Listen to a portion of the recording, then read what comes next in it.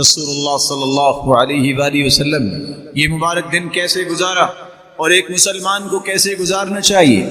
سب سے پہلا کام، مت سوچئے کہ عید کا چاند نظر آ گیا ہے اب نمازوں کی ضرورت نہیں۔ سب سے پہلے شیطان تمہاری عبادت کو چوری کرے گا، تمہیں عشاء کی نماز با جماعت سے روکے گا، کہے گا تیاری کر لو، تیاری کے لیے رات ہے، اور تیاری اتنی لمبی چوڑی کیا کرنی ہے؟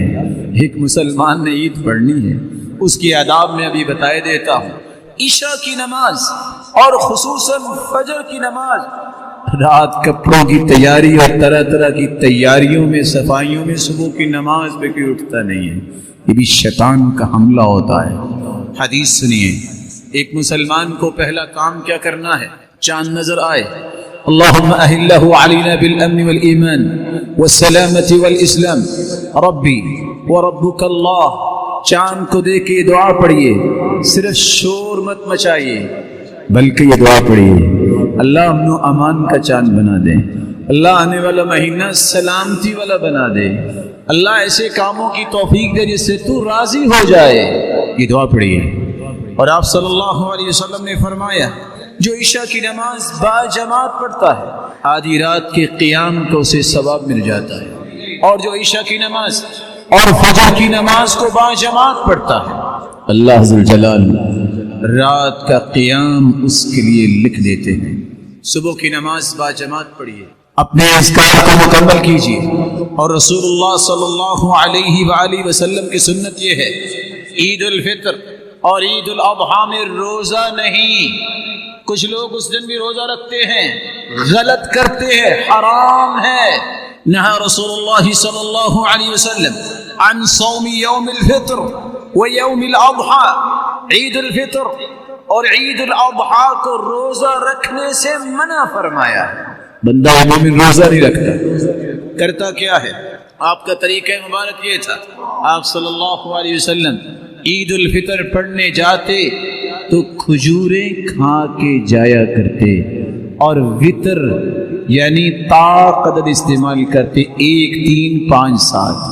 کتنا ہی اچھا ہو گھر والوں کے اندر ایک ایسا شخص یہ ذمہ داری اٹھائے، میں نے سنت کو زندہ کرنا ہے، پلیٹ میں کھجوریں لے، گھر سے نکلنے سے پہلے کہے پلیٹ لے کے سامنے آئے، یہ سنت ہے، کھجوریں کھا کے جاؤ، دروازے پہ کھڑا ہو سکتا ہے۔ اور عید الاضحیٰ کا طریقہ یہ تھا، جب تک نماز نہ پڑھ لیتے کچھ نہ کھاتے، لیکن اگر کوئی بیمار ہے تو شریعت نے بیماروں کے لیے آسانیاں رکھی ہیں، وہ کھا بھی سکتا ہے۔ رسول اللہ صلی اللہ علیہ وآلہ وسلم نے پہلا کام یہ بتایا اور کر کے دکھایا کہ با جماعت نماز پڑھے، روزہ نہ رکھے، بلکہ سب سے پہلے غسل کیجئے، مسواک کیجئے، خوشبو لگائیے۔ ان عبداللہ ابن عمر كان يغتسل يوم الفطر قبل ان يغدو الى المصلى، عید الفطر کے دن عید گاہ جانے سے پہلے غسل کیا کرتے، اور صحابہ اور سلف کا یہی طریقہ تھا، كانوا يستحبون ان يغتسلوا، کہ وہ غسل کیا کرتے۔ رسول اللہ صلی اللہ علیہ وآلہ وسلم کا طریقہ مبارک یہ تھا، كان يلبس احسن ثيابه فی العیدین، سب سے خوبصورت لباس دونوں عیدوں میں اللہ کے رسول زیب تن کیا کرتے۔ وَكَانَ لِلنَّبِيِّ جُبَّةٌ يَلْبَسُهَا فِي الْعِيدَيْنِ وَيَوْمَ الْجُمْعَةِ، اللہ کے رسول کے پاس ایک جبہ تھا۔ وفی روایت اخرى وَكَانَ لِلنَّبِيِّ جُبَّتان، آپ کے 2 جبے تھے جو آپ عیدین کے وقت پہنا کرتے تھے، جمعے کے دن زیب تن کیا کرتے تھے۔ وَلِلْوُفُودِ، ڈیلیگیشن آتا اس کے استقبال کے لیے بھی، اور ایسا ملاقات کرنے کے لیے بھی آپ وہ پہن کے ہی بیٹھا کرتے تھے۔ رسول اللہ صلی اللہ علیہ وآلہ وسلم نے فرمایا، جمعے کا دن بھی عید کا دن، اس دن بھی غسل کرنا، خوشبو لگانا، مسواک کرنا، یہ سنت ہے۔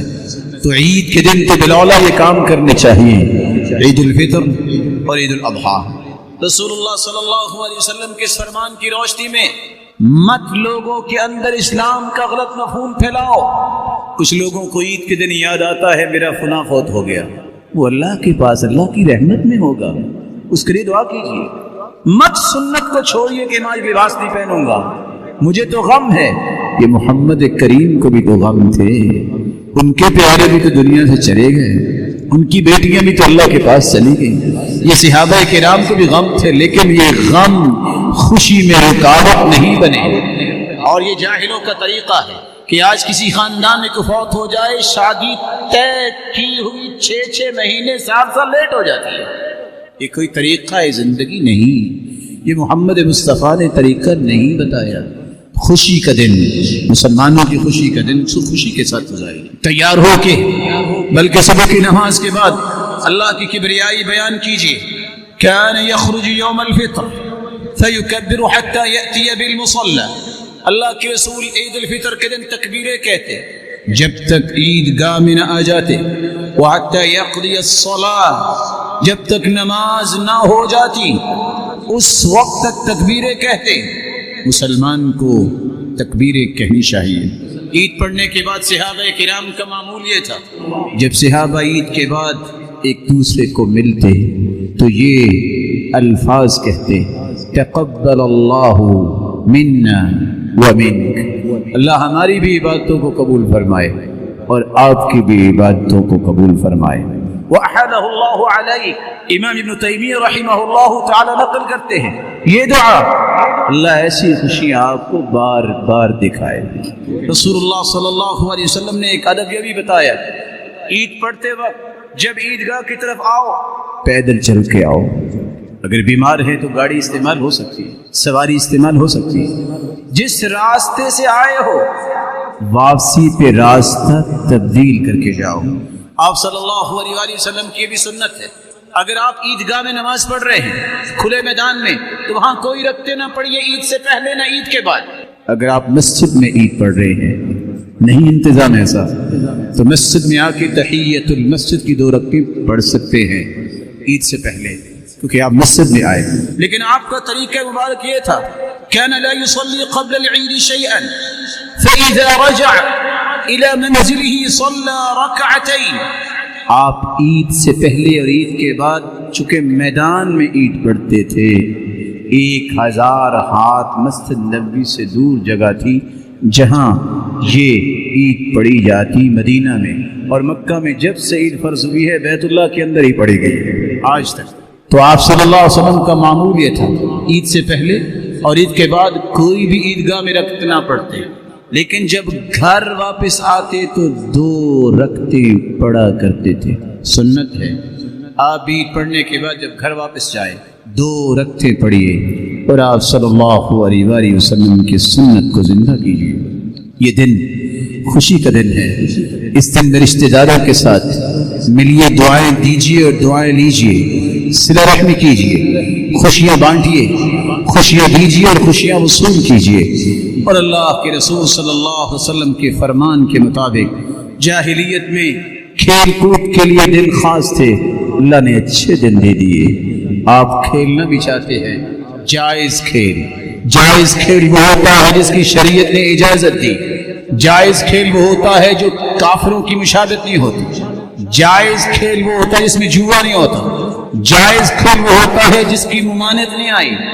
آپ نے فرمایا شطرنج کھیلنے والا، یہ چوسر کھیلنے والا ایسا ہے جیسے کسی نے خنزیر کے گوشت اور خون میں ہاتھ ڈالا ہے۔ مت ایسے کھیل کی طرف جائیے، مت جوا کی طرف جائیے، مت کافروں کی مشابہت کے کھیل کھیلیے۔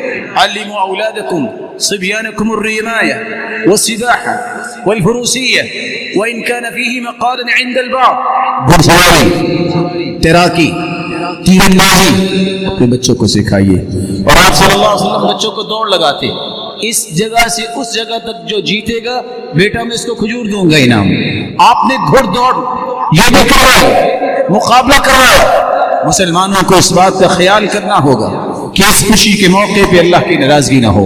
اللہ عز و جلال یہ خوشی کے موقع ایمان کی حالت میں دیکھنے کی توفیق عطا فرمائے اور ان آداب کو ملحوظ خاطر رکھنے کی توفیق دے۔ وآخر دعوانا الحمدللہ۔ رسول اکرم صلی اللہ علیہ وسلم پر یہ قرآن نازل ہوا ہے، اس بارے میں صرف 4 باتیں آپ کے دل میں اتارنا چاہوں گا۔ زکوٰۃ 7.5 تولے سونا ہے آپ کے پاس کسی شکل میں، 87 گرام، 52.5 تولے چاندی ہے، 613 گرام یا اس کے برابر نقدی ہے آپ کے پاس، کیونکہ اس وقت یہ نقدی تھی، درہم دینار سونے کا ہوتا تھا اور درہم چاندی کا ہوتا تھا، تو آپ کو 2.5% زکوٰۃ دینی ہوگی۔ آپ کے پاس 40 بکریاں ہیں، 1 بکری زکوٰۃ ہوگی۔ 30 گائے ہیں، 1 سال کا بچہ، 40 گائے ہیں، 2 سال کا بچہ، آپ کو زکوٰۃ دینی پڑے گی۔ اگر آپ زمین سے اناج لے کے آتے ہیں، بس آپ کا 6 مہینے کے بعد لے آتے ہیں، اگر تو وہ بارش سے سیراب ہوئی، چشمے سے پانی وہاں پہنچے، آپ کی محنت نہیں لگی، او کان عثریا، یا ایسی زمین ہے جس کو پانی کی ضرورت نہیں، تو آپ کو عشر دینا پڑے گا 10واں حصہ۔ لیکن اگر وہ پانی آپ نے بالنضح او السوانی، بیل لگا کے پانی نکالا، ڈونکی کے ساتھ، ٹیوب ویل کے ساتھ، آپ کا خرچ ہوا، تو عشر نہیں، آپ کو نصف عشر 20واں حصہ بطور زکوٰۃ دینا ہوگا۔ لیکن کب؟ یہ دوسرا مسئلہ ہے۔ ہم اناج گھر میں رکھ لیتے ہیں، 2 کلو اس کو دے دیا، 2 کلو اس کو دے دیا۔ آتوا حقہ یوم حصادی، جس دن کٹائی کرتے ہو نا، پہلے اللہ کا حق دو، پھر گھر لے کے جاؤ۔ زکوٰۃ والا بھی کیا کرتا ہے؟ زکوٰۃ رکھ لی، سارا سال بانٹتا رہے گا۔ یہ تو آپ کی ہے ہی نہیں، آپ کس اصول سے اپنے پاس رکھے ہوئے ہیں؟ زکوٰۃ فرض ہوئی، فارغ ہو جاؤ۔ اگر اتنے ہی خیر خواہ ہو، نام کما رہے ہو کہ یہ تو سارا سال زکوٰۃ دیتا ہے، تو آئندہ سال کی زکوٰۃ دو نا، رمضان میں حساب کر لینا۔ اللہ کے رسول کے پاس عباس رضی اللہ تعالیٰ عنہ آئے، فرمایا کہ میں رمضان میں زکوٰۃ دیتا ہوں، لیکن ضرورت اب ہے لوگوں کو۔ کہا اب دے دو، حساب اس وقت جا کے کر لینا۔ 4 غلطیاں اس وقت دور ہونی چاہیے۔ پہلی تو بات یہ ہے کہ کوئی ضابطے کے مطابق زکوٰۃ نہیں دیتا۔ بھٹے کا مالک کو کہتا ہے میں نے فلاں مسجد میں 1 ٹرالی اینٹوں کی بھیج دی تھی، زکوٰۃ ہو گئی؟ جائز نہیں۔ میں نے 1 ٹرالی وہ فلاں مدرسے میں بھیج دی تھی، 1 ٹرالی میں نے فلاں غریب کو دے دی تھی۔ حساب کرو، حساب کر کے زکوٰۃ نکالو۔ ٹیکس دینے میں تو سارے شیر ہیں، 36% 40% ٹیکس دینے کے لیے تیار ہیں۔ جو نہ دیں تو جانتے ہیں کیا ہوتا ہے، لیکن 2.5% نہ دیں تو مال یہ حلال نہیں ہوتا، اس میں حرام پھر شامل ہو جائے گا اور بے برکتہ بھی ہو جائے گا۔ اور کیا ہوگا پھر؟ یہ سارے کا سارا مال بن جائے گا کنز۔ کنز اس مال کو کہتے ہیں جس کی زکوٰۃ نہیں دی جاتی۔ قیامت کے دن یہ گنجا سانپ بنے گا اور انسان کے گلے کا توق بن جائے گا، اور سانپ جو ہے گنجا اس لیے ہوگا کہ اس کی زہر اتنی ہوگی، ایک پھونک مار دے تو پوری دنیا کی ہریالی سیاہ ہو جائے۔ باچھوں سے پکڑے گا، ایک عذاب۔ فَتُقْوَى بِهَا جِبَاهُهُمْ وَجُنُوبُهُمْ وَظُهُورُهُمْ، باچھوں سے تو یہ سانپ پکڑے گا، اس کی پیشانی، اس کے پہلو اور اس کی پشت کو تپایا جائے گا جہنم کی آگ پر۔ حساب کر کے زکوٰۃ دیا۔ ایک دوسری بات، زکوٰۃ جب وقت آ جائے نکال دو۔ اگر آپ پورا سال زکوٰۃ کو اپنے اکاؤنٹ میں رکھتے ہیں، تھوڑی تھوڑی کر کے بانٹتے رہتے ہیں، تو جو اس کے پروفٹس آ رہے ہیں اس کی زکوٰۃ کون دیتا ہے؟ آپ نے کس اصول کے مطابق اپنے پاس رکھی؟ وہ تو آپ کی ہے ہی نہیں، وہ تو مال اللہ کا ہو گیا۔ تیسری بات، زکوٰۃ کا نظام دینی مہینوں کے مطابق رکھیے۔ ان عدۃ الشہور عند اللہ 12 شہرا فی کتاب اللہ محرم صفر ربیع الاول، اس بنیاد پہ زکوٰۃ دیجیے۔ یہ 356 یا 55 دن بنتے ہیں۔ اگر آپ جنوری فروری کے حساب سے زکوٰۃ دیں گے 365 دن بنتے ہیں۔ ہر سال نہ چاہتے ہوئے بھی 9 سے 10 دنوں کی زکوٰۃ کے چور بن جائیں گے، اس لیے دینی حساب کے مطابق زکوٰۃ دیں۔ ایک چوتھی بات، لوگ پوچھتے ہیں بس بھول کے میں نے اکاؤنٹ جو ہے وہ کھلوا لیا اور اس میں تو سود بھی آتا ہے، اب کیا کروں؟ کسی کے پاس سود کا پیسہ ہے، وہ خود تو نہیں کھانا چاہتا، کیا کرے وہ؟ اگر آپ اس کو بینک میں رکھتے ہیں تو ظاہر ہے وہ اور قوت آئے گی ان کو۔ علماء امت نے اس پہ بحث کی ہے۔ آپ اس کو 3 کاموں پہ صرف کر سکتے ہیں۔ سب سے پہلا کام، جو سود کی مصیبت میں پھنسا ہوا ہے اس کو آزاد کرو اور اس کو اللہ سے ڈراؤ کہ آئندہ سے تم یہ کام نہیں کرو گے، تیرا قرض اتار دیتے ہیں۔ دوسرا کام، آپ اس کے واش روم بنا سکتے ہیں۔ تیسرا کام، جو امت کے متعدد علماء کی رائے ہے، المصالح العامہ، عام مصلحت پہ اسے خرچ کیا جا سکتا ہے، رستے بنوائیں، برجز بنوائیں، لیکن اپنے اوپر خرچ نہ کریں۔ بلکہ رسول اللہ صلی اللہ علیہ وسلم نے فرمایا احب العباد الی اللہ انفعهم لعیاله، اللہ کے ہاں محبوب ترین انسان وہ ہے جو اپنے گھر والوں کے لیے زیادہ نفع مند۔ تو جہاں اسلام نے مرد کی ذمہ داری یہ دوسرا اصول دیا ہے، وہاں عورت کے لیے بھی ایک دوسرا اصول ہے کہ وہ خامد کی خدمت میں کمی نہ کرے۔ فاطمہ رضی اللہ تعالی عنہ جیسی بیٹی کون سی ہو سکتی ہے؟ سیدۃ نساء اہل الجنہ، وہ جنتی عورتوں کی سرتاج ہوگی۔ علی رضی اللہ تعالی عنہ فرماتے ہیں الا احدثک عنی وعن فاطمہ بنت رسول اللہ صلی اللہ علیہ وسلم، ابو الاحوص میں تمہیں اپنے متعلق اور فاطمہ رضی اللہ تعالی عنہ کے متعلق نہ بتاؤں؟ وکانت عندی، جب ان کی شادی میرے ساتھ ہوئی، وکانت احب اہلہ الیہ، اللہ کے رسول صلی اللہ علیہ وسلم کے ساتھ ان کا پیار تو بہت تھا، کیونکہ جب وہ آتی تو اللہ کے رسول کھڑے ہو جاتے اور اپنی چادر بچھاتے اور ان کو بوسہ دیتے، اور جب اللہ کے رسول صلی اللہ علیہ وسلم ان کے گھر جاتے تو وہ بھی ایسا ہی کرتے۔ آگے لفظ کیا ہے؟ فجرت درحا، چکی خود چلا حتی اثرت بیدی، یہاں تک کہ چکی چلا چلا کے ہاتھوں پہ نشان بن جاتے۔ واستقت بالقربہ، اور گھر کے لیے پانی لانے کے لیے انہیں چشمے سے مشکیزہ بھر کے لانا پڑتا تھا، اور مشکیزیں اٹھا اٹھا کے حتی اثرت بنحریہا، ان کے کندھے پہ نشان بن جاتے۔ وقمت البیت، گھر کی صفائی بھی خود کیا گیا، حتی غبرت ثیابہا، سارے کپڑے ابرالود ہو جاتے۔ وَأَوْقَدَتِ الْقِدْرِ، اور ہنڈیاں بھی خود پکایا کرتے، حتی دَكِنَتْ ثِيَابُهَا، ان کے کپڑوں پہ دھواں اور اس طرح کی چیزیں آ لگتی۔ فَأَصَابَهَا مِنْ ذَلِكَ ضُرٌّ، ان کو بڑی تکلیف پہنچی۔ زوجین نے مشورہ کیا کہ اللہ کے رسول صلی اللہ علیہ وسلم کے پاس جاتے ہیں، ان سے گزارش کرتے ہیں کہ گھریلو کام کاج کے لیے کوئی لونڈی مل جائے اور گھر کے باہر کام کے لیے کوئی غلام مل جائے۔ جب گھر پہنچے تو گھر میں سرتاج رسول موجود نہیں تھے۔ عائشہ رضی اللہ تعالی عنہ کو ایک قصہ بتایا، جب واپس آئے تو اللہ کے رسول صلی اللہ علیہ وسلم کو یہ بتایا گیا تو آپ خود ان کے گھر تشریف لے گئے، اور کیا فرمایا؟ الا ادلکما علی خیر مما سألتما، تم غلام اور لونڈی کے چکر میں آئے تھے، میں تمہیں ان سے بہتر چیز نہ بتا دوں؟ اذا اخذتما مضاجعكما فسبحا 33 واحمدا 33 وكبرا 34 فذلكما خير لكما من خادم۔ جب تم تھکاوٹ کے بعد بستر کی طرف جانے لگو تو 33 مرتبہ سبحان اللہ، 33 مرتبہ الحمدللہ، 34 مرتبہ اللہ اکبر کہہ دینا۔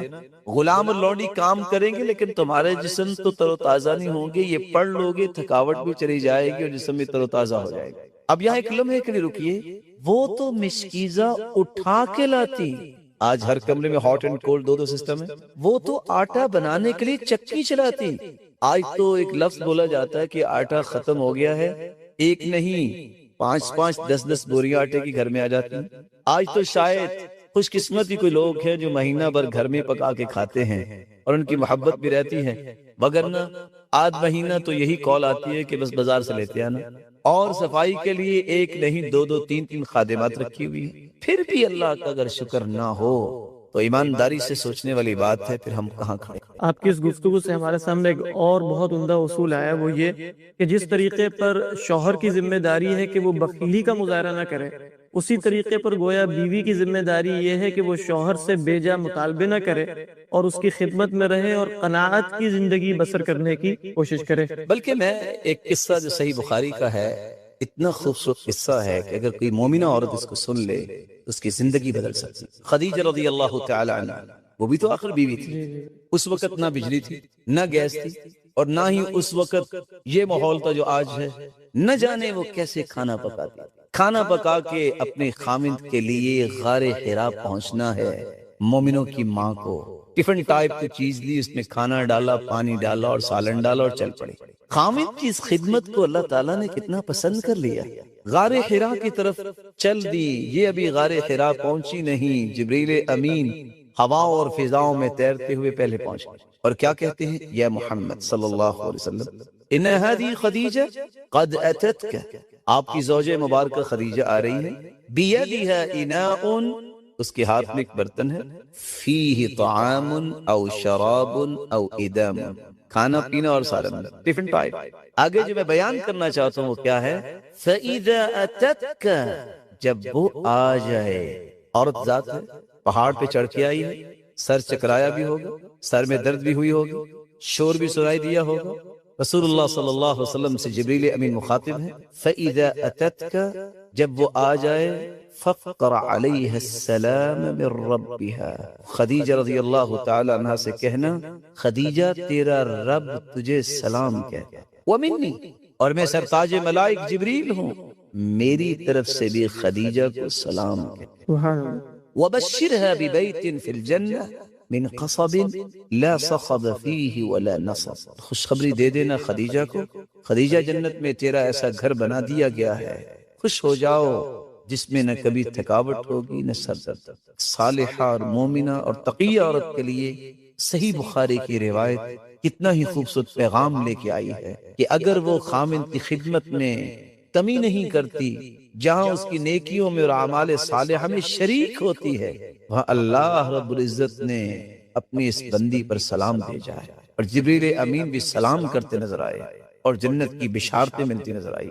یہی وجہ ہے کہ رسول اللہ صلی اللہ علیہ وسلم نے فرمایا، ایما امرأة ماتت وزوجها عنها راض دخلت الجنہ، جو عورت اس حالت میں دنیا سے جائے گی اس کا خامد راضی ہے، یہ عورت جنت۔ گویا ہمارے سامنے یہ بات آئی کہ اگر اللہ کے نبی صلی اللہ علیہ وسلم کی بیٹی جو سیدۃ نساء اہل الجنہ ہے، اور اللہ کے نبی صلی اللہ علیہ وسلم کی زوجہ مبارکہ سیدہ خدیجہ رضی اللہ تعالی عنہا ام المؤمنین، اگر یہ اپنے گھر کے کام خود کر سکتی ہیں اور یہ اپنے شوہروں کی خدمت کر سکتی ہیں، تو کسی بھی مسلمان عورت کو اس میں عار محسوس نہیں کرنی چاہیے کہ وہ اپنے شوہر کی خدمت کریں۔ کیا گھر کو قائم رکھنے کے حوالے سے ہمارے پاس کچھ اور اصول بھی ہیں کہ جن کو ہم دیکھ سکتے ہیں جو گھر کو ایک مثالی خاندان بنا دیں؟ زبیر رضی اللہ تعالی عنہ کی جو بیوی تھی اسماء رضی اللہ تعالی عنہ، سیدہ عائشہ کی بہن، سیدہ عائشہ رضی اللہ تعالی عنہ کی بہن، وہ کیا فرماتی، کنت انقل النوا، میں زبیر رضی اللہ تعالی عنہ کے گھوڑوں کے لیے کھجوروں کی گٹلیاں اکٹھی کر کے لاتی ان کی خوراک کے لیے، اور کہاں سے، علی ثلثی فرسخ، ایک فرسخ 3 میل کا ہوتا ہے، اور اگر فرسخ کا تہائی حصہ ہوا تو کتنے میل ہوئے، 1 میل، اور 1 میل آج کل کے حساب سے 1.40 کلومیٹر ہوتا ہے۔ اتنی دور سے اپنے خامد کی اطاعت اور خدمت کے لیے کہ ان کے گھوڑوں کے لیے خوراک بنانی ہے، اگر اسماء جا سکتی ہے تو گھر بیٹھی عورت اپنے خامد کے کھانے کا خیال کیوں نہیں کر سکتی؟ اور یہاں میں ایک بات بطور پیغام دینا چاہوں گا، امن کو گھروں میں قائم کرنے کے لیے آج محبت کیوں نہیں ہے؟ پرانی عورتوں کا ذہن ہوتا تھا کہ میں اپنے ہاتھ سے کھانا پکاؤں گی تو میری محبت بھی کھانے میں شامل ہوگی۔ آج یہی تو وجہ ہے کہ اگر خامد کو نظر آتا ہے کہ کھانا نہیں پکائے گا، وہ کہتا ہے کوئی بات نہیں، باہر سے آ جائے، باہر سے آ جائے۔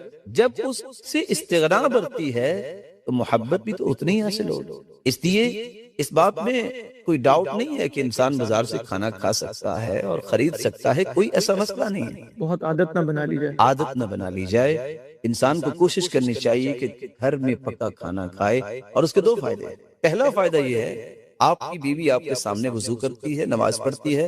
شیخ صاحب انشاءاللہ یہ گفتگو جاری رہے گی، اور ماشاءاللہ بہت ہی عمدہ باتیں اور سننے کا بھی اشتیاق ہے، لیکن وقت کی نزاکت کا بھی ہمیں احساس ہے۔ اس نشست میں ہمارے سامنے 2 باتیں بہت اہم آئیں کہ ہر مسلمان کو اللہ کے نبی صلی اللہ علیہ وسلم کی بیٹی سیدہ فاطمہ رضی اللہ تعالی عنہا، اور اسی طریقے پر آپ کی زوجہ محترمہ اور آپ کی حبیبہ سیدہ خدیجہ رضی اللہ تعالی عنہا کا اسوہ ہر وقت اپنے سامنے رکھنا چاہیے۔ رسول اللہ صلی اللہ علیہ وسلم نے فرمایا، اکمل المؤمنین ایمانا احسنہم خلقا، تم میں کامل مومن وہ ہے جس کا اخلاق اچھا ہے۔ افضل المؤمنین ایمانا احسنہم خلقا، تم میں سب سے افضل مومن وہ ہے جس کا اخلاق اچھا ہے۔ انسان دنیا کی آنکھوں کا تارا تو کہ چند لمحات اس سے ملاقات ہوتی ہے، سریرا ملے، السلام علیکم، ہاؤ آر یو، کیسے ہیں، کیف حالت، لیکن اصل تارا اور ستارہ وہی ہوتا ہے جو اپنی بیوی کی آنکھوں کا ستارہ ہوتا ہے۔ اس لیے رسول اللہ صلی اللہ علیہ وسلم نے فرمایا، خیرکم خیرکم لأہلی وَأَنَا خَيْرٌ لِأَهْلِ، تم میں بہترین وہ ہے جو اپنی بیوی کے معاملے میں بہترین ہے۔ وَأَنَا خَيْرٌ لِأَهْلِ، اور میں اپنی بیوی کے معاملے میں بہت بہتر ہوں. کون کہہ رہے ہیں؟ رسول اللہ صلی اللہ علیہ وسلم. اسود رضی اللہ تعالی عنہ سیدہ عائشہ رضی اللہ تعالی عنہا سے سوال کرتے ہیں ماذا يصنع النبي صلی اللہ علیہ وسلم فی بیتہ. آپ صلی اللہ علیہ وسلم کے گھریلو معمولات کیسے تھے؟ کیا آپ جابر حکمرانوں کی طرح اپنے گھر میں رہتے یا آج کل کے نوجوانوں کی طرح جو کہتے نہیں رعب ہونا چاہیے کہ جب میں آواز نکالوں تو اگلی آواز خشک ہو جانی چاہیے؟ نہیں. كان في مهنة أهله أي في خدمة أهله صلی اللہ علیہ وسلم. سیدہ عائشہ رضی اللہ تعالی عنہا فرماتی ہیں آپ کے گھریلو معاملات میں تعامل ایسا تھا كان في مهنة أهله. ہم 9 بیویاں ان کی خدمت تو کرتی لیکن آپ کا اسلوب اتنا مبارک اور اتنا خوبصورت تھا محسوس یوں ہوتا کہ اللہ کے رسول صلی اللہ علیہ وسلم ہماری خدمت کر رہے. يرقع دلوه يخسف نعله يفلي ثوبه يخدم نفسه. آپ صلی اللہ علیہ وسلم اگر جوتے میں کوئی مسئلہ بن جاتا تو اس کو درست خود کر لیتے. اگر کپڑے کو ٹانکنا ہوتا تو بس اوقات اس کو خود کر لیتے. يرقع دلوه اگر پانی نکالنے کے لیے ڈول اس کا مسئلہ بن جاتا تو اس کو بھی درست خود کر لیتے. وَيَحْلِبُ شَأْتَهُ اور اپنے مبارک ہاتھوں سے بکری کا دودھ دھویا کر. وَيَعْمَلُ مَا يَعْمَلُ الرِّجَالُ فِي بُيُوتِهِمْ کل کائنات سے اعلیٰ اور ارفع اور اسما ہستی لیکن ہر وہ کام کرنے میں کبھی عیب نہ سمجھتے جو عام انسان اچھی گھرداری کے لیے کام کرتا ہے. لیکن فَإِذَا حَضَرَتِ الصَّلَاةِ قام الى الصلاة جب نماز کا وقت ہوتا اس طرح آرام سے مسجد کی طرف چلے جاتے جیسے گھر والوں کو پہچان. اللہ صلی اللہ علیہ وسلم نے فرمایا احب العباد الى اللہ انفعهم لعیالی. کائنات میں سب سے بہترین اللہ کے ہاں وہ شخص ہے جو اپنے اہل و عیال کے معاملے میں نفع مند ہو. اس کی زندگی سے اہل و عیال کو دینی نفع بھی ہو دنیاوی نفع بھی ہو معاشرتی نفع بھی ہو معاشی نفع بھی ہو. زندگی کے تمام کارنرز میں وہ نفع مند شخصیت عضو نافع اپنے گھر میں اور اپنے خاندان میں اپنے آپ کو ثابت کرے. رسول اللہ صلی اللہ علیہ وسلم کس طرح اپنے گھر والوں کے معاملے میں حسن معاشرت کرتے تھے. آج اس طرح کی گفتگو یا تو سنائی نہیں جاتی کہ ایسا کرنا پڑے گا یا اس لیے سنائی نہیں جاتی شاید کہ یہ خوبصورت زاویے ہمارے علم سے محو ہو گئے اور ان کی طرف ہم نے رجوع نہیں کبھی کیا یا اس لیے نہیں سنائے جاتے کہ لوگ کیا کہیں گے. رضا الناس غایہ لا تدرک. لوگوں کو راضی کرنے ایک ایسی انتہا لوگ کبھی نہیں راضی ہوئے. اللہ کی رضا چاہیے. اس لیے احمد بن حرب رحمہ اللہ تعالی کہا کرتے تھے عبدت اللہ 50 سنة فما وجدت لذة العبادة حتى تركت 3 أشياء. 50 سال میں نے عبادت کی لیکن عبادت میں مجھے لذت نہیں آئی جب تک میں نے 3 چیزیں چھوڑنے دی. تركت رضا الناس حتى قدرت ان اقول الحق. میں نے لوگوں کو راضی کرنا چھوڑ دیا رب تعالیٰ مجھ پہ اتنے راضی ہوئے کہ میرے مالک نے میری زبان پہ حق کو جاری کر. تركت صحبة الفاسقين فوجدت صحبة الصالحين. میں نے برے لوگوں کا ساتھ چھوڑا اللہ نے اپنے ولیوں کا ساتھ مجھے نصیب. تركت لذة الدنيا فوجدت لذة الدنيا والآخرة.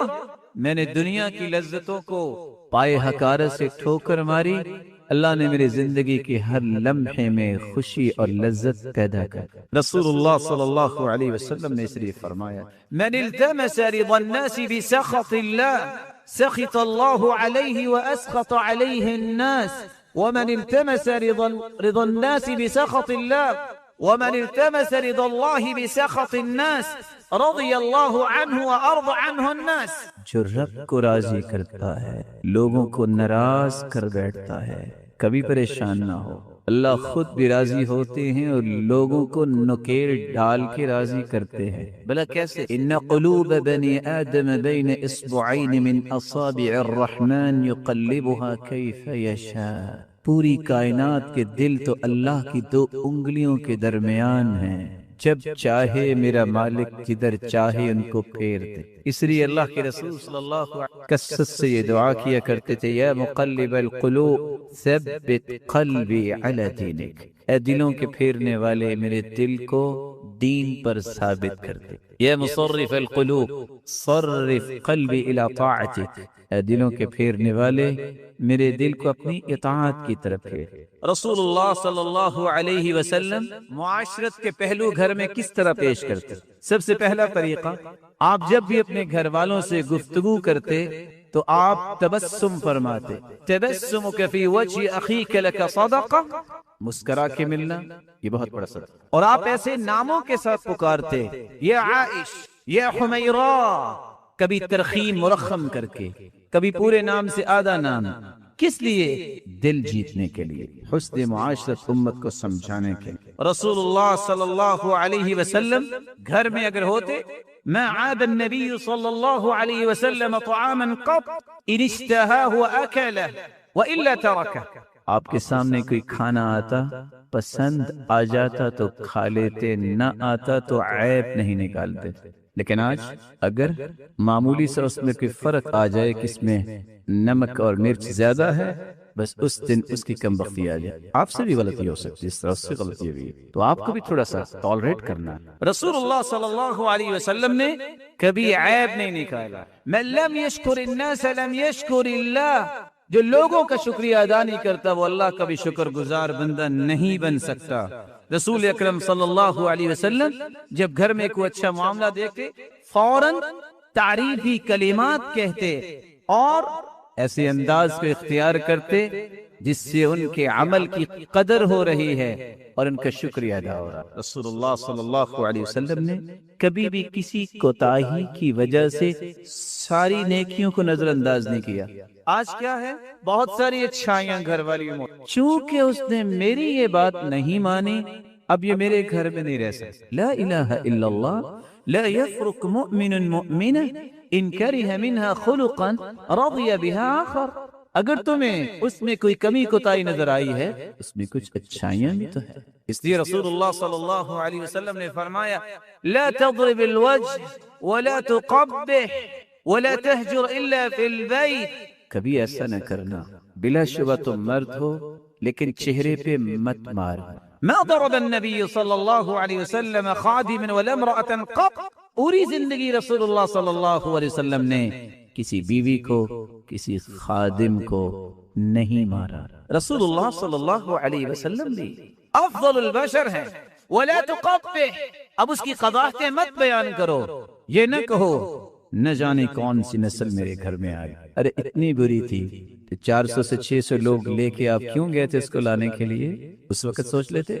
اس کا مطلب ہے اس وقت اچھائیاں نظر آئی تھیں، اس کو آج بھلا رہے ہیں۔ ولا تہجر الا فی البیت، اس سے اگر ادب سکھانے کے لیے سرزنش کرنا بھی چاہتے ہیں تو گھر میں رکھ کے اس سے ناراض ہو، خاموش ہو، اور خاموشی یہ بہت بڑی سزا ہے، بجائے اس کے کو گھر سے نکال دو اور اجڑ لوگوں کی طرح گھر سے دھکا دے دو۔ یہ تو کسی بھی مسلمان مہذب کی عادت نہیں ہوتی اور نہ ہی کسی مسلمان کو ایسا کرنا چاہیے۔ رسول اللہ صلی اللہ علیہ وسلم ہمیشہ یہی کچھ کرتے، معمولی سی بات ہوتی اب ٹالریٹ کرتے۔ رسول اللہ صلی اللہ علیہ وسلم کا حسن معاشرت کا طریقہ، آپ صلی اللہ علیہ وسلم اپنی گھر والیوں کی خواہشات کا احترام کرتے۔ آج کیا ہے آپ کو پتہ نہیں ہے؟ میں فیکٹری سے بھی آیا ہوں، میرے آنے پہ بھی آپ کی سہیلیاں موجود ہیں، خبردار میرے گھر میں انہوں نے قدم رکھا۔ انت ومن انت یا اخی المبارک، اے میرے بھائی تم کون ہو؟ دیکھیے رسول اللہ صلی اللہ علیہ وسلم کا طریقہ مبارک، صحیح بخاری کی روایت ہے، سیدہ عائشہ رضی اللہ تعالی عنہا فرماتی ہیں، كنت ألعب بالبنات عند رسول الله صلى الله عليه وسلم وكان لي صواحب يلعبن معي وكان رسول الله صلى الله عليه وسلم إذا دخل ينقمعن منه فيسربهن إلي فيلعبن معي۔ عائشہ رضی اللہ تعالی عنہا کی صغر سنی کی وجہ سے گڑیا کے ساتھ وہ کھیلا کرتی تھی اپنی سہیلیوں کو بلا کے۔ آپ صلی اللہ علیہ وسلم کا جب ورود مسعود ہوتا تو فوراً سہیلیاں بھاگ جاتی، فیسربہن، اللہ کے رسول صلی اللہ علیہ وسلم فرماتے ان کو بلاؤ اور اپنی کھیل مکمل کر. آپ خواہش کا احترام کرتے. رسول اللہ صلی اللہ علیہ وسلم نے اسی لیے گھر والوں کے بارے میں ٹو لگانا اور ان کو ایسا سرپرائز دینا جس سے پریشان ہوں اس سے منع کیا. نہا رسول اللہ صلی اللہ علیہ وسلم ان یروع اخاہ المسلم. کسی مسلمان کے لائق نہیں ہے کہ وہ کسی مسلمان کو ڈرائے. یہ ایسا سرپرائز ہے جس سے اس کو پریشانی ہو اور آپ نے اس لیے منع فرمایا. نہا رسول اللہ صلی اللہ علیہ وسلم ان یطرق الرجل اہلہ لئلا یتخونہم او یلتمس آثاراتہم. رسول اللہ صلی اللہ علیہ وسلم نے ٹو لگانے اور غلطیاں تلاش کرنے سے منع کر دیا. اگر آپ تلاش آپ کو اپنی ذات بھی پسند نہیں آئے. اور میں آپ کو ایک تجربے کی بات کہوں, زندگی میں 3 حقیقتیں نہ بھولیے گا. غلطی کی گنجائش جس طرح آپ میں ہے میرے اندر ڈبل گنجائش ہو سکتی. اگر آپ گھر والوں کے معاملے میں سمجھتے ہیں غلطی کیوں ہوئی, یاد رکھنا آپ سے 2 مرتبہ ہو سکتی. اور کیوں؟ کل بنی آدم خطاء وخیر الخطائین التوابون. انسانیت ساری کی ساری خطا کار ہے. دوسری بات, یاد ہے کسی کو کہ سیدنا آدم علیہ الصلوۃ والسلام کہاں تھے؟ جنت میں. کس کی تربیت میں تھے؟ اللہ کی تربیت. اس کے باوجود بھی بھول ہوئی کہ نہیں؟ آپ کہاں ہیں؟ دنیا میں. کس کی تربیت میں ہیں؟ میں نہیں کہتا استاد یا والدین کی تربیت میں ہے. آج کل معاشرے کی تربیت کون کر رہا ہے؟ دوست, گلی بازار, میڈیا. تربیت بھی ایسی ہو پھر غلطی کی گنجائش بڑھ جائے. جب تک آپ غلطی کی اصلاح کے لیے پلاننگ نہیں کرتے اس کا وجود ختم نہیں ہو سکتا. اور یہ بشری تقاضا ہے, بھول ہوگی لیکن اس بھول کو درست کرنا یہ آپ کی ذمہ داری ہے.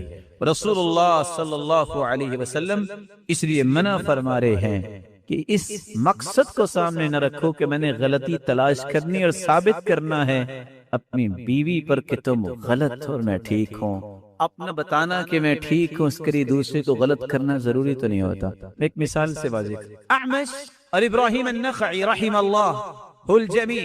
اعمش جن کو نظر نہیں آتا تھا نبی نے تھے, بہت بڑے تابعی. ابراہیم النخعی بہت بڑے عالم ہیں وہ بھی, لیکن ان کی نظر میں کچھ فرق تھا. اکٹھے جا رہے تھے, اعمش کا ہاتھ پکڑا ہوا ہے, سامنے دیکھا کچھ لوگ ہیں, کہا سلیمان ابن مہران ان کا نام ہے, کیا خیال ہے آپ اس رستے سے چلے جاؤ میں اس رستے سے چلا جاتا ہوں. کہتے کیوں, کیا ہوا؟ کہتے سامنے لوگ ہیں مذاق کریں گے, ایک کو نظر نہیں آتا, جس نے ہاتھ پکڑا ہوا ہے اس کی بھی صحیح نظر نہیں. تو کہا پھر کیا ہوا؟ نحن نؤجر وهم یأسمون. ہمیں اس کا اجر ملے گا اور وہ گنہگار ہوں گے. تو ابراہیم النخعی نے کہا اپنے اجر کو ثابت کرنے کے لیے کسی کو گنہگار ثابت کرنا ضروری تو نہیں ہے. آپ ادھر سے چلے جائیں, میں ادھر سے جاتا ہوں, بہتر اکیلا اجر ہی لے لیں, ہم ان کو گنہگار ثابت نہ کریں. یہ ضروری نہیں کہ آپ اپنی بلندی کو ثابت کرنے کے لیے اس کو مجرم ثابت کریں اور اس کو کہیں کہ تم میں یہ غلطیاں ہیں. رسول اللہ صلی اللہ علیہ وسلم نے کس طرح اپنے گھر والوں کا خیال کیا. رسول اللہ صلی اللہ علیہ وسلم کے گھر والوں میں سے کوئی بیمار ہوتا تو اہتمام کیا کرتے؟ كان رسول الله صلى الله عليه وسلم إذا مرض أحد من أهلي نفث عليه بالمعوذات. گھر والوں آپ فوراً توجہ کرتے اور ان کو دم کرتے. قل اعوذ برب الفلق اور قل اعوذ برب الناس پڑھتے. یہاں رک کے میں مرد و زن دونوں کو ایک گزارش کے طور پہ تنبیہ کروں. بچہ, بیٹا اور بیٹی نعمت ہے. اگر وہ بیمار ہو جائے اور اللہ کے پاس چلا جائے, ڈائیورس ہو جاتی ہے. کیوں؟ طلاق لے لی جاتی ہے. یہ خلا, اس کو تو ہوش ہی نہیں ہے. یہ وقت پہ لے جاتا ہاسپٹل تو میرا بیٹا فوت نہ ہوتا. یہاں رکنے کی بات اس لیے میں نے کہہ دی, اگر کسی عورت کا یہ نظریہ ہے کہ ہاسپٹل نہیں گیا تو فوت ہوا ہے, اس کو اپنے عقیدے کی اصلاح کرنی چاہیے. اللہ تعالیٰ نے اس کی عمر لکھی اتنی تھی, لیکن اس کا قطعاً یہ مقصد نہیں ہے کہ خامن کو خیال ہی نہ ہو کہ میں نے اپنی اولاد کی پرورش اور ان کی ذمہ داریوں کو پورا کرنا ہے. بر وقت اس کو ڈاکٹر پہ لے کے جائے, بر وقت اس پہ توجہ دے. لیکن اگر اللہ کے پاس چلا گیا ہے تو پھر عورت کو یہ نہیں کہنا چاہیے اس کی لیٹ کی وجہ سے, اس کی لاابالی کی وجہ سے فوت ہوا ہے. یعنی آپ یہ کہہ سکتے ہیں کہ اس عورت کا کہنے کا مطلب یہ ہے اگر یہ ہاسپٹل لے جاتا تو کسی نہ کسی طریقے سے ملک الموت سے انڈس ہاسپٹل کے ڈاکٹر سے چھڑا لینا. یہ کہنا چاہ رہے ہیں نہیں. اذا جاء اجلهم فلا يستأخرون ساعة ولا يستقدمون. جب اجل آ جائے ایک لمحہ بھی لیٹ نہیں ہو سکتا. دنیا جہان کی بے احتیاطی آپ کر لے، موت پہلے نہیں آئی. دنیا جہان کے احتیاطات آپ اختیار کر لے، موت لیٹ نہیں ہو سکتی، وقت پہ آئے. لیکن اہتمام خود اللہ کے رسول صلی اللہ علیہ وسلم نے کیا ہے، وہ کرنا چاہیے. اس میں انسان کو کمی کوتاہی نہیں کرنی چاہیے. لیکن اللہ کا فیصلہ جب آ جائے تو پھر اس عورت کو بھی اس صحابیہ کی زندگی کو یاد کرنا چاہیے. رمیصہ الغمیصہ رضی اللہ تعالی عنہ، ابو طلحہ کی بیوی رضی اللہ تعالی عنہ. اللہ کے رسول فرماتے ہیں دخلت الجنہ، میں جنت میں گیا تو خوشبوئیں آئیں. میں نے پوچھا یہ کس کی خوشبو ہے؟ جواب ملا هذه الرمیصہ، یہ آپ کی صحابی رمیصہ ہے. کس وجہ سے جنت اور یہ حفاظہ اور یہ خوشبوئیں کس وجہ سے؟ اکیلی جان گھر میں ہے. ایک بیٹا اللہ نے دیا، بیمار تھا، خامد کام پہ چلا گیا. خامد کے بعد بیٹا فوت ہوا. اس نے نہیں کچھ چلایا، نہیں شور مچایا، نہیں واویلا کیا، نہیں کسی کو بلایا. قدر اللہ وما شاء فعل. غسلته وكفنته وحنطته. اکیلی جان نے غسل دیا، اکیلی جان نے کفن پہنایا، اکیلی جان نے خوشبو لگائی، ایک کارنر میں رکھا. خامد واپس آیا. آج کل کی پڑھی لکھی عورت ہو تو آپ کہہ سکتے ہیں جو بھی کہنا چاہیں کہ آنے کے بعد اس کا حشر ہوگا کیا اور وہ خامد کا کرے گی کیا. لیکن جب وہ آئی اس نے بات تک نہیں کی. باپ نے آ کے پوچھا کیف ابنی، بیٹا کیسا ہے؟ قالت اہدى ما كان، پہلے سے سکون میں ہے. کیوں سکون میں ہے؟ اللہ کے پاس چلا گیا. کیا میں اپنے بیٹے سے زیادہ محبت کرتا ہوں کہ میرا رب؟ یہ سمجھنے کی بات ہے. کھانا لے کے آئی، کھانا کھا لیا. ثم تجملت له كما تجملت له من قبل. اسی طرح اہتمام کیا، اپنے خامن کے پاس آئی. اور ایک بات کہتی ہے لو ان قوما استعاروا شيئا الهم يمنعوا. میں آپ سے ایک مسئلہ پوچھنا چاہ رہی ہوں. اگر کسی قوم نے کوئی چیز ادھار لی ہو، اس سے کہا جائے واپس کرو، تو واپس کرنی چاہیے کہ نہیں؟ کہا کرنی چاہیے.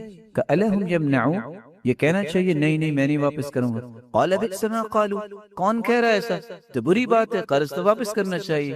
قالت هب ابنک، بیٹا تجھے اللہ نے ادھار دیا تھا واپس لے. کہا کیا کہہ رہی ہو؟ کہا جو میں نے کہہ دیا تھا کہہ دیا. اس صابرہ عورت کے اس صبر کی وجہ سے اللہ رب العزت نے اس کو اور بھی اولاد دی. جب صبح آئے تو وحی کا نزول ہو چکا تھا اور اللہ کے رسول صلی اللہ علیہ وسلم نے فرمایا بارک اللہ فی لیلتکما، اللہ تمہاری رات میں برکت فرمائے. اللہ نے پھر اولاد بھی دی. چلتی زمین پہ ہے اور اس کے قدم کی آہٹ اور خوشبو جنت میں دکھائی. رسول اللہ صلی اللہ علیہ وسلم نے گھر والوں کے لیے حسن معاشرت اختیار کی. بلکہ آپ صلی اللہ علیہ وسلم اللہ تعالی عنہ فوت ہو گئی تو آپ کیا کہا کرتے؟ ان كان ليذبح الشاة فيتتبع بها صدائق خدیجہ فیہدیہا لہن. جب بھی گھر میں کوئی قربانی کرتے تو رسول اللہ صلی اللہ علیہ وسلم فوراً گوشت کے حصے بنا کے خدیجہ رضی اللہ تعالی عنہا کی سہیلیوں کو بھجوایا کرتا. آج کیا ہوتا ہے؟ اچھا تمہیں اپنی سہیلیاں یاد ہیں اور میرے دوستوں کی خبر نہیں ہے تو آپ بھی دوستوں کو بھیج لو، آپ بھی اپنے دوستوں کو بھیجو. لیکن رسول اللہ صلی اللہ علیہ وسلم نے جو سلسلہ اختیار کیا ہے اس کو بھی اختیار کرو. سب سے بڑی جو کمی معاشرے کے اندر ہے کہ کوئی خامد اپنی بیوی کو آن کرنے کے لیے تیار نہیں ہوتا. آن کرنے کا میں منع کیا لے رہا ہوں؟ اس کو بتائے کہ میں تمہارے بغیر نہیں رہ سکتا. اور عورت بھی آن کرنے کے لیے تیار نہیں ہے، عیب سمجھتی ہے.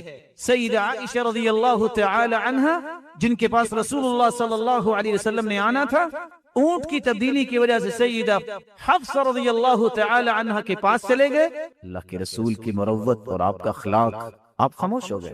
جب اونٹ چینج ہوا آپ نے سمجھا کہ سیدہ عائشہ رضی اللہ تعالی عنہ ہے، ان کا اون سیدہ حفصہ کے پاس چلا گیا تو سیدہ عائشہ نے کیا کہا تھا، اللہم سلط علی اقربا تلدغنی، یا اللہ تیرے پیارے پیغمبر میرے پاس نہیں آئے، میں ان کے بغیر کیسے رہ سکتی ہوں، اچھا پھر مجھ پہ بچھو بھیج دے جو مجھے ڈس جائے، میں دور کیسے رہ سکتی۔ یہی اللہ کے رسول صلی اللہ علیہ وسلم نے خود کیا جب سیدہ عائشہ رضی اللہ تعالی عنہا نے ام زرع رضی اللہ تعالی عنہ کا قصہ بیان کیا۔ 11 عورتیں اکٹھی ہوئیں، ہر عورت نے اپنے ہی گھر کی کہانی شروع کی، میرا خامد تو چیتے جیسا ہے، دوسری کہتی ہے میرا خامد تو خرگوش جیسا ہے، اور میرا خامد تو فلاں ہے۔ سب سے بہترین قصہ ام زرع نے بیان کیا۔ تو رسول اللہ صلی اللہ علیہ وسلم نے جب یہ بات سنی سیدہ عائشہ سے، اور پوری کہانی تسلی سے سنی کہ بیوی بات کر رہی ہے، اس کو روکا نہیں ہے کہ رک جاؤ میں بہت اس وقت ٹینس ہوں، تمہیں پتہ نہیں میرے معاملات کا، آپ نے سنی ہے بات، اور آخر میں کیا کہا، كنت لك كأبي زرع لأم زرع إلا أن أبا زرع طلق وأنا لا أطلق۔ عائشہ خوش ہو جاؤ، ان عورتوں میں سب سے اچھا قصہ ام زرع کا ہے جو ابو زرع کے بارے میں اس نے بتایا۔ میں بھی ابو زرع سے اچھا ہوں، ابو زرع نے تو طلاق دے دی تھی، عائشہ میں تمہیں پوری زندگی ساتھ رکھوں گا، طلاق نہیں دوں گا، یہاں ہر چھوٹی بات پہ میں تمہیں گھر سے نکال دوں گا۔ تربیت کا یہ انداز نہیں ہے، یہ طلاق کوئی ڈرانے کے لیے کوئی ٹولز اللہ تعالیٰ نے نہیں دیے کہ بس اس کے ذریعے ہی ڈراؤ۔ اخفہم فی اللہ، اگر ڈرانا ہے تو اللہ سے ڈراؤ، کہ یاد رکھنا قیامت کو اللہ پوچھیں گے تم کیا جواب دو گی۔ میں نہیں چاہتا کہ کل قیامت کو بھی تمہیں کوئی سوال ہو اور تیرے درجات میں کمی ہو جائے۔ اخفہم فی اللہ، اللہ سے اسے ڈرایا جائے۔ رسول اللہ صلی اللہ علیہ وسلم اپنی زندگی کے معاملات کو کس طرح پیش کر رہے ہیں، انک لن تنفق نفقہ الا اجرت فیہا حتی اللقمہ ترفعها الى فی امرأتک، بہت بڑا صدقہ ہے کہ تم خود بھی ایک لقمہ اٹھا کے اپنی گھر والی کو پیش کرو، اور رسول اللہ صلی اللہ علیہ وسلم یہ صرف پیش نہیں کیا کرتے تھے بلکہ كنت اشرب حائض ثم ان انابله النبي صلی اللہ علیہ وسلم فيضع فاه على موضع ثیہ، اللہ کے رسول صلی اللہ علیہ وسلم میرے پاس بیٹھے ہوتے، سیدہ عائشہ فرماتی ہیں میں پانی پی کے اٹھتی، اور آپ صلی اللہ علیہ وسلم چونکہ زوجات کے ذریعے دین لوگوں تک پہنچانا تھا، آپ اسی جگہ سے ہی پانی اور برتن لیتے اور تناول کرتے، اور وہاں سے ہی پانی پیتے جہاں سے سیدہ عائشہ رضی اللہ تعالی عنہا پیا کرتی تھی۔ آپ صلی اللہ علیہ وآلہ وسلم نے اس لیے صحابہ کرام کو یہ بات سمجھائی تھی کہ تمہیں مخالفت بھی اگر بیوی کرتی ہے تو اس پہ ٹالریٹ کرنا ہوگا، برداشت کرنا ہوگا۔ عمر رضی اللہ تعالی عنہ کی بیوی نے کوئی بات کی، آپ نے کہا خاموش ہو جاؤ، کہا آپ مجھے منع کیوں کر رہے ہیں؟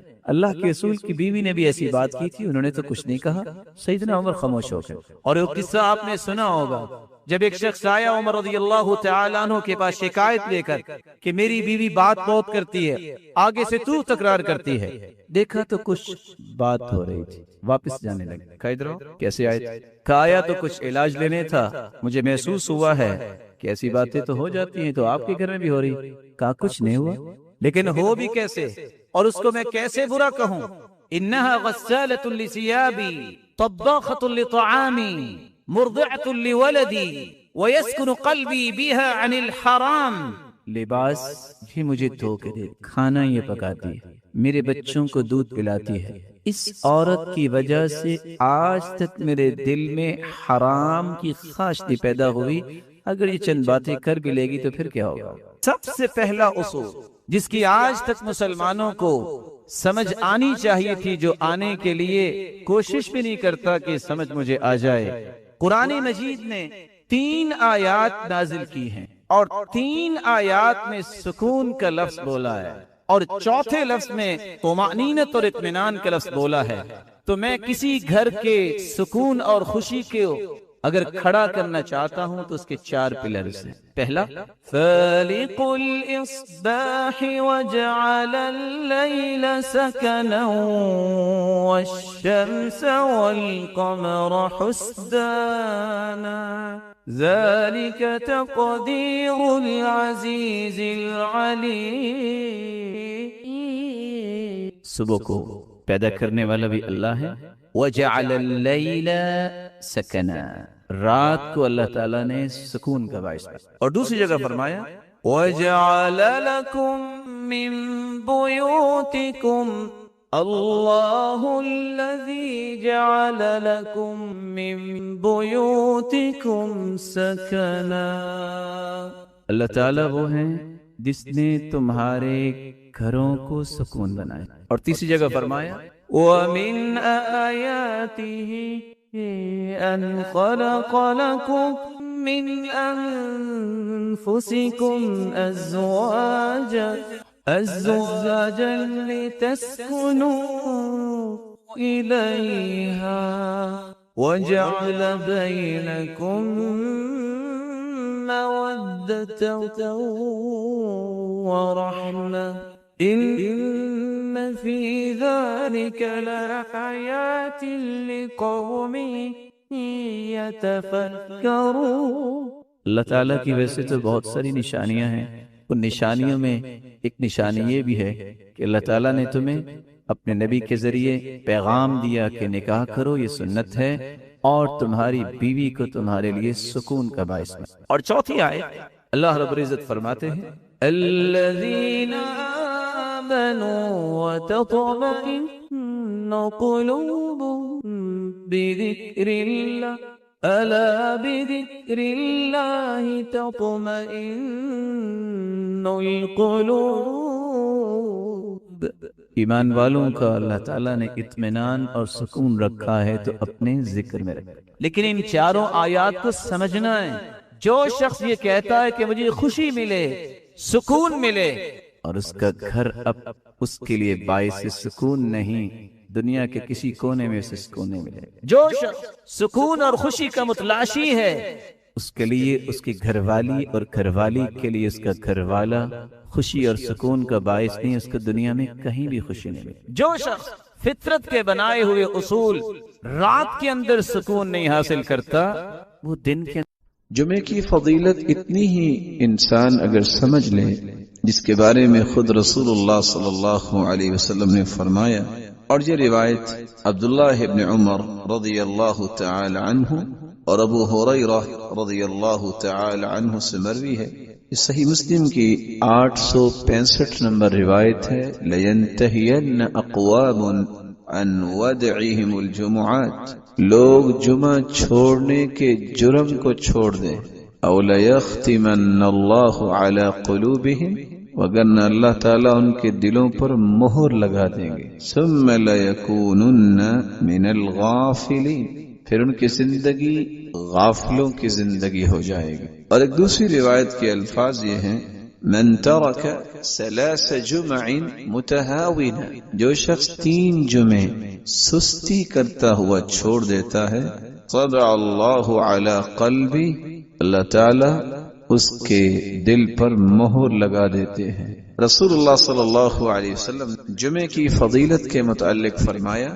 سیدنا ابو ہریرہ رضی اللہ تعالی عنہ سے مروی ہے کہ اللہ رب العزت کے پیارے پیغمبر نے صحابہ کرام کو اس بات کی خوشخبری دی اور فرمایا نحن الآخرون الاولون یوم القیامہ، ہم دنیا کے اندر تو یہودیوں اور عیسائیوں کے بعد آئے ہیں، لیکن قیامت کے دن سب سے پہلے جنت میں جائیں گے. المقضی لهم قبل الخلائق، پوری کائنات سے پہلے اگر کسی کا حساب و کتاب ہوگا، کسی کو اس بات کی نوید سنائی جائے گی کہ تم جنت میں جاؤ، تو وہ امت محمد ہوگی. صحیح مسلم کی 856 نمبر روایت اور صحیح بخاری کی 876 نمبر روایت میں رسول اللہ صلی اللہ علیہ وسلم کا فرمان ہے اضل اللہ عن الجمعۃ من کان قبلنا، ہم سے پہلے یہودی تھے، عیسائی تھے، لیکن وہ گمراہ ہو گئے جمعے کے متعلق. فکان لليهود یوم السبت، یہودی ہفتے کے دن کو مقدس سمجھتے. وکان للنصارى یوم الاحد، اور عیسائی اتوار کے دن کو مقدس سمجھتے. فجاء اللہ بنا، پھر اللہ تعالیٰ نے ہمیں نعمت سے نوازا. فہدانا اللہ لیوم الجمعہ، اللہ نے ہمیں جمعے کی نعمت سے نوازا. فجعل الجمعہ والسبت والاحد، تو اللہ نے ترتیب ہی بنوا دی، جمعہ پھر اس کے بعد ہفتہ اور اتوار. وَكَذَلِكَ هُمْ تَبَعٌ لَنَا يَوْمَ الْقِيَامَةِ، اسی طرح قیامت کے دن وہ ہمارے پیچھے ہی ہوں گے. نحن الآخرون من اہل الدنیا والأولون یوم القیامہ، ہم آئے تو ان کے بعد ہیں، لیکن قیامت کو سب سے پہلے حساب و کتاب ہوگا اور جنت میں جائیں گے. رسول اللہ صلی اللہ علیہ وسلم نے یہاں تک فرمایا جمعے کا دن ایک ایسا مبارک دن ہے، اس سے مبارک دن سال کا کوئی دن نہیں سوائے رمضان کے اور ذی الحجہ کے پہلے 10 دن اور محرم کے. اور لفظ وہاں کیا ہے؟ خیر یوم طلعت علیہ الشمس یوم الجمعہ، جمعے کا دن ایسا مبارک دن ہے، سال میں جب بھی سورج نکلتا ہے سب سے زیادہ خیر والا دن جمعے کا دن ہے. اس کی وجہ فیہ خلق آدم، اللہ تعالیٰ نے اسی دن آدم علیہ السلام کو پیدا کیا. وفیہ ادخل الجنہ، اور جمعے کے دن ہی اللہ رب العزت نے آدم کو جنت میں داخل فرمایا. وفیہ اخرج منہا، اور جمعے کے دن ہی جنت سے زمین پر اتارے گئے، نکالے گئے. وَلَا تَقُومُ السَّاعَةُ إِلَّا فِي يَوْمِ الْجُمْعَةِ، اور قیامت بھی جمعے کے دن ہی آئے گی. سنن ابی داود کے الفاظ یہ ہیں وَفِيهِ أُهْبِطَ، آدم علیہ السلام کو زمین پر بھی اللہ نے اتارا تو جمعے کے دن. وَفِيهِ تِيبَ عَلَيْهِ، اور جمعے کے دن ہی اللہ تعالیٰ نے آدم علیہ السلام کی توبہ کو قبول فرمایا. وفیہ مات، اور جمعے کے دن ہی اللہ کے پیغمبر آدم علیہ السلام فوت ہوئے. وفیہ تقوم الساعہ، اور جمعے کے دن ہی قیامت قائم ہوگی. اور ساتھ یہ فرمایا وفیہ ساعۃ لا یصادفها عبد مسلم وهو يصلي يسأل الله حاجته الا اعطاه، اس دن ایک ایسی مبارک گھڑی ہے، اس مبارک گھڑی میں جو بھی دعا کی جائے اللہ تعالیٰ اس دعا کو رد نہیں کرتا. رسول اللہ صلی اللہ علیہ وسلم نے یہاں تک فرمایا، اور یہ سنن ابن ماجہ کی روایت ہے 1084 نمبر، کہ دنوں میں سرتاج دن، سید دن جمعے کا دن ہے. ان یوم الجمعہ سید الایام وَأَعْظَمُهَا عِنْدَ اللَّهِ، جمعے کا دن تمام دنوں کا سید ہے، سرتاج ہے، اور وہ اللہ کے ہاں بڑی ہی عظمت والا دن ہے. وَهُوَ أَعْظَمُ عِنْدَ اللَّهِ مِنْ يَوْمِ الْأَضْحَى وَيَوْمِ الْفِطْرِ، بلکہ فرمایا کہ عید الفطر اور عید الاضحیٰ سے بھی زیادہ عظمت والا دن. فیہ 5 خصال، اس میں 5 ایسی خصلتیں ہیں. خلق اللہ فیہ آدم، اس دن اللہ تعالیٰ نے آدم کو پیدا کیا. وَأُهْبِطَ فِيهِ آدَمَ إِلَى الْأَرْضِ، اور اسی دن اللہ نے زمین کی طرف آدم کو اتارا.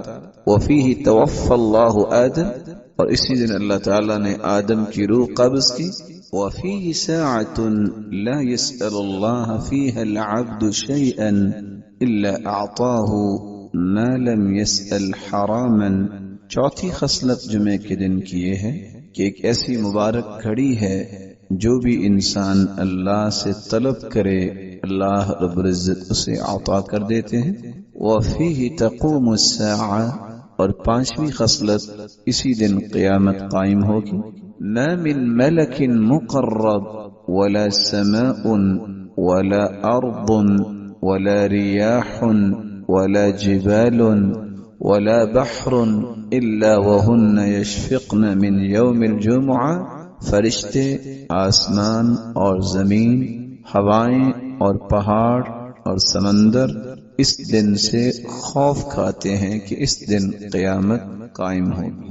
رسول اللہ صلی اللہ علیہ وسلم نے جہاں اس کو دنوں کا سرتاج کہا وہاں یہ لفظ بھی صحابہ کرام کو بیان کیے.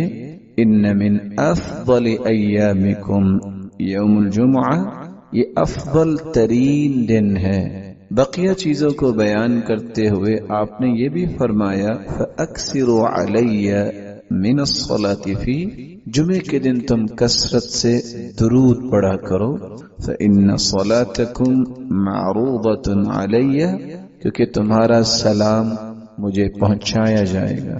رسول اللہ صلی اللہ علیہ وسلم کے صحابہ نے سوال کر دیا کہ ہم اگر درود پڑھیں گے تو آپ کے پاس کیسے پہنچے گا؟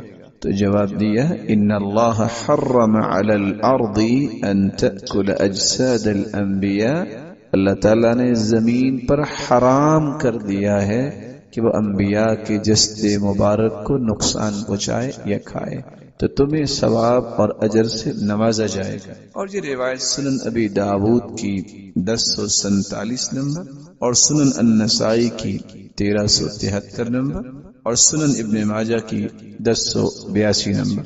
رسول اللہ صلی اللہ علیہ وسلم نے فرمایا جمعے کا دن تھا تو جبریل امین تشریف فرما ہوئے، اور جبریل امین نے اپنی ہتھیلی پہ ایک سفید شیشے کی طرح ایک چیز مجھے دکھائی، فی وسطها كالنکتة السوداء، جس کے درمیان ایک کالا نشان تھا۔ فقال ما هذه یا جبریل، میں نے سوال کیا جبریل یہ کیا؟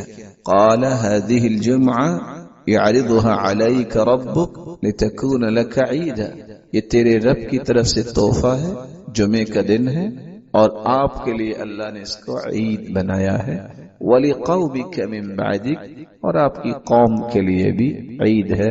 اور ایک دوسری روایت کے الفاظ یہ روایت طبرانی کی روایت ہے، اور شیخ البانی رحمۃ اللہ علیہ صحیح الترغیب والترہیب میں اس کو صحیح کہہ رہے ہیں۔ آپ کے زبان اقدس سے یہ الفاظ بھی نکلے ان هذا اليوم جعله الله عیدا للمسلمین، اللہ تعالیٰ نے جمعے کے دن کو مسلمانوں کے لیے عید کا دن بنایا ہے۔ بلکہ رسول اللہ صلی اللہ علیہ وسلم نے فرمایا ان فی الجنت لسوقا یأتونها کل جمعہ، جمعے کا مبارک دن اللہ جنت میں بھی رکھے، جنت میں ایک بازار ہوگا یأتونها کل جمعہ، صحیح مسلم کی 2833 نمبر روایت ہے کہ جنت میں بھی ایک بازار ہوگا جس میں جنتی جمعے کے دن آئیں گے، کیا کیفیت ہوگی یہ اللہ ہی جانتے ہیں۔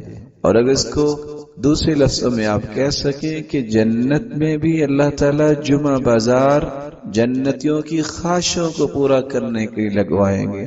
فتحب ریح الشمال، شمال کی طرف سے ہوا آئے گی، فتحسو فی وجوہہم وثیابہم، جو جنتیوں کے لباس اور ان کے چہروں پہ پڑے گی، فیزدادون حسنا وجمالا، تو اللہ کی طرف سے اس گرد پڑنے سے جو گرد نہیں ہوگی، اس مٹی کی وجہ سے ان کے حسن میں اضافہ ہوگا۔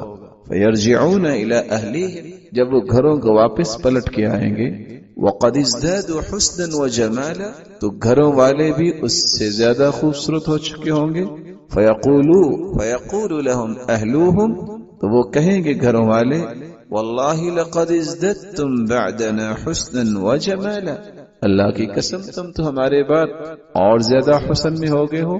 فیقولون، تو وہ جواب دیں گے وانتم واللہ لقد ازددتم بعدنا حسنا وجمالا، اللہ کی قسم ہم تو ہوئے آپ بھی اللہ کی رحمت سے حسن و جمال میں اور زیادہ ہو گئے۔ رسول اللہ صلی اللہ علیہ وسلم ان فضیلتوں کے ساتھ ہمیں دو حکم دیے ہیں۔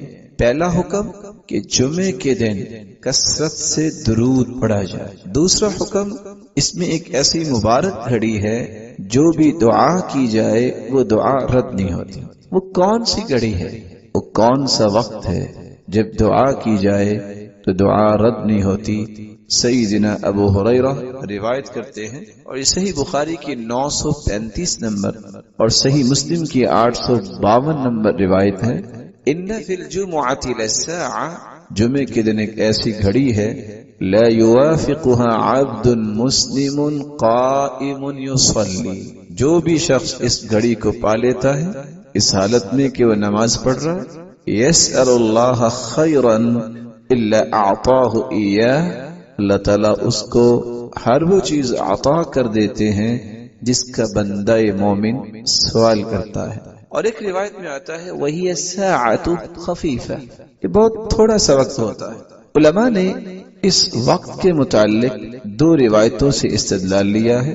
پہلی روایت ابو موسیٰ اشعری رضی اللہ تعالی عنہ کی ہے کہ وہ گھڑی اس وقت شروع ہوتی ہے ہی ما بین ان یجلس الامام الى ان تقضى الصلاة، خطیب جو خطبہ دینے کے لیے ممبر پہ بیٹھتا ہے اور جب تک نماز نہیں ہو جاتی، گویا کہ خطبے کا وقت اور نماز کے ختم ہونے تک یہ ایک ایسی مبارک گھڑی ہے جس گھڑی میں جو بھی انسان مانگے اللہ اس کو عطا کرتے ہیں، اور یہ صحیح مسلم کی 853 نمبر روایت ہے۔ دوسری روایت میں آتا ہے جمعے کی دن 12 گھڑیاں ہوتی ہیں، ان 12 گھڑیوں میں ایک ایسی ساعہ ہے، ایک ایسی گھڑی ہے جو بھی انسان اس میں دعا کرے اللہ قبول فرماتے ہیں۔ فَالْتَمِسُوهَا آخِرَ سَاعَةٍ بَعْدَ الْعَصْرِ، تو تم عصر کے بعد اس کو آخری گھڑی میں تلاش کیا کرو۔ یہ روایت سنن النسائی کی 1387 نمبر روایت ہے۔ علماء محدثین نے ان دونوں احادیث کو سامنے رکھتے ہوئے اس بات کو راجح قرار دیا ہے کہ عصر کے بعد کا وقت ایسا مبارک وقت ہے کہ اس میں ایک ایسی گھڑی ہے جس گھڑی میں انسان دعا کرے تو اللہ رب العزت اس کی دعا کو رد نہیں کرتے، اس کو عطا کر دیتے ہیں۔ یہی وجہ ہے کہ بہت سارے نیک لوگ عصر کی نماز کے بعد جمعے کے دن اپنے گھر کا دروازہ بند کر پاک و ہند میں جب قرآن و سنت کی ترویج ہوئی ہے ہندوستان کے اندر، اس وقت تو پاکستان مستقل الگ ایک وطن نہیں بنا تھا، تو وہاں لوگ جو حدیث پڑھانے والے ایسے تھے جو اس بات کا اہتمام کرتے ہوئے عصر کے بعد کسی کو ملنا پسند نہ کرتے، کہتے یہ وقت ہے دعا کا، یہ وقت ہے درود کا، یہ وقت ہے اللہ سے اپنے مطالبات قبول کروانے کا۔ وہ بیٹھ کے دعا کرتے اور قرآن مجید کی تلاوت کرتے۔